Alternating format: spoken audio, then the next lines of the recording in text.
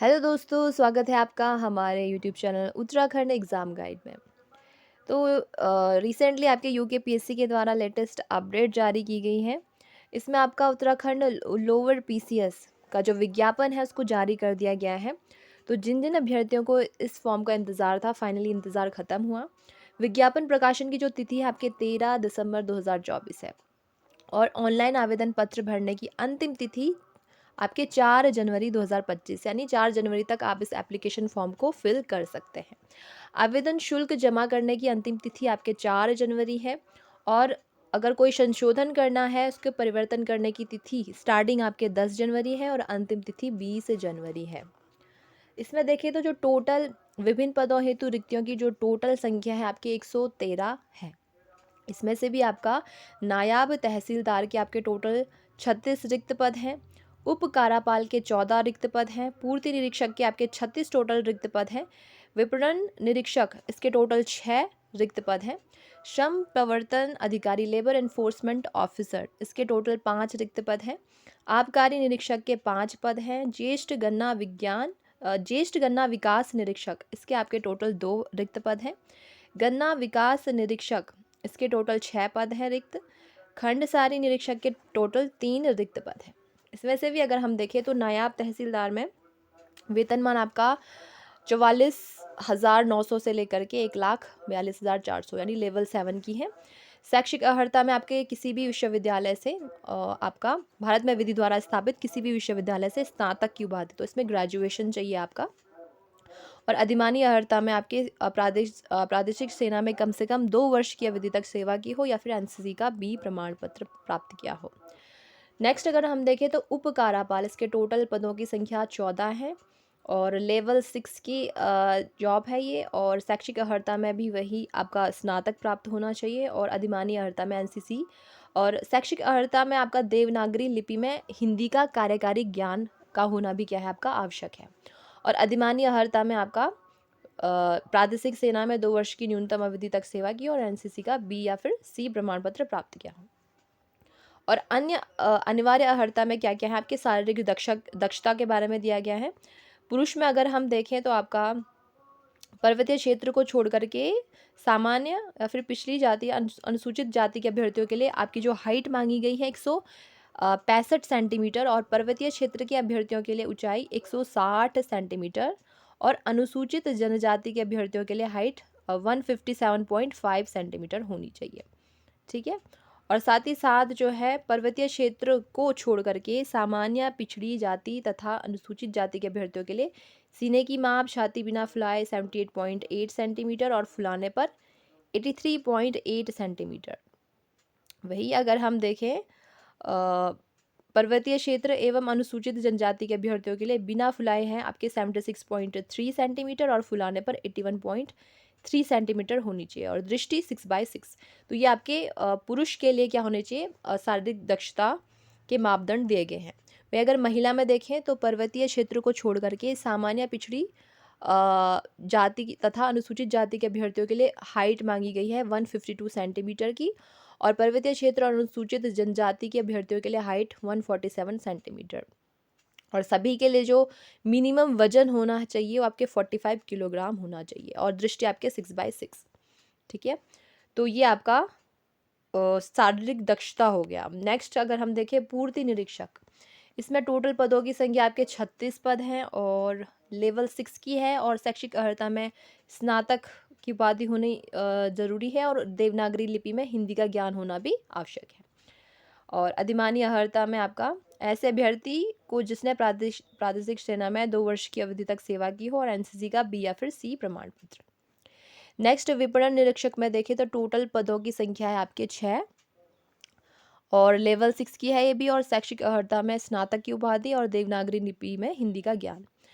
ठीक है। और वही अधिमानी अर्हता में प्रादेशिक सेना में 2 वर्ष की न्यूनतम अवधि तक की सेवा की और एनसीसी का बी या फिर सी प्रमाण पत्र। नेक्स्ट आपका अगर हम देखें ये है आपका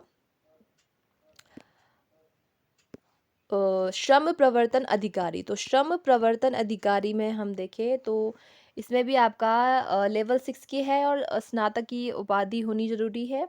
अधिमानी अर्हता में 2 वर्ष प्रादेशिक सेना में 2 वर्ष की सेवा की हो और एनसीसी का बी या फिर सी प्रमाण पत्र हो।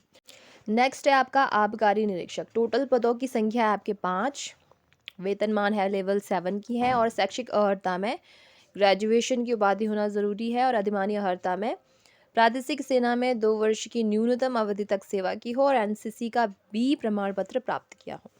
और अन्य अनिवार्य अर्हता में आपका शारीरिक दक्षता के बारे में दिया गया है। आपके जो हाइट होनी चाहिए मेल और फीमेल कैंडिडेट्स के लिए, सामान्य वर्ग, अनुसूचित जाति और पर्वतीय क्षेत्र। तो सामान्य या फिर अन्य वर्ग में मेल कैंडिडेट्स के लिए 167.60 सेंटीमीटर आपकी हाइट होना चाहिए और महिला अभ्यर्थियों के लिए 152 सेंटीमीटर। वहीं अगर हम अनुसूचित जाति के बारे में देखें तो पुरुष अभ्यर्थियों के लिए 160 सेंटीमीटर होना ज़रूरी है हाइट और फीमेल कैंडिडेट्स के लिए 147 सेंटीमीटर। पर्वतीय क्षेत्र में मेल अभ्यर्थियों के लिए 162.60 सेंटीमीटर हाइट होना अनिवार्य है और महिला अभ्यर्थियों के लिए 147 सेंटीमीटर। और छाती और सीने की माप जो कि केवल मेल कैंडिडेट्स के लिए है, सामान्य और अन्य अभ्यर्थियों के लिए बिना फुलाए 78.8 सेंटीमीटर और फुलाने पर 83.8 सेंटीमीटर। वहीं अनुसूचित जाति और पर्वतीय क्षेत्रों के लिए बिना फुलाए आपके 76.3 सेंटीमीटर और फुलाने पर 81.3 सेंटीमीटर। न्यूनतम फुलाव आपका 5 सेंटीमीटर होना अनिवार्य है। और शारीरिक शारीरिक वजन जो कि केवल फीमेल कैंडिडेट्स के लिए है, ये आपके 45 केजी का होना अनिवार्य है फीमेल कैंडिडेट्स के लिए। तो ये आपका क्या है, शारीरिक दक्षता आबकारी निरीक्षक के लिए। नेक्स्ट हम देखें ज्येष्ठ गन्ना विकास निरीक्षक। टोटल पदों की संख्या 2 है और लेवल 6 की है ये। और शैक्षिक अर्हता में आपका किसी भी मान्यता प्राप्त विश्वविद्यालय से कृषि में स्नातक उपाधि, ठीक है। इसमें क्या चाहिए, कृषि में आपका ग्रेजुएशन की उपाधि चाहिए। ऐसे अभ्यर्थी जो कि कृषि विज्ञान में आपका पोस्ट ग्रेजुएशन की उपाधि रखता हो और अन्य बातों के समान होने पर एक सामान्य और समूह 2 सामान्य के पदों पर सीधी भर्ती के मामले में अधिमान दिया जाएगा।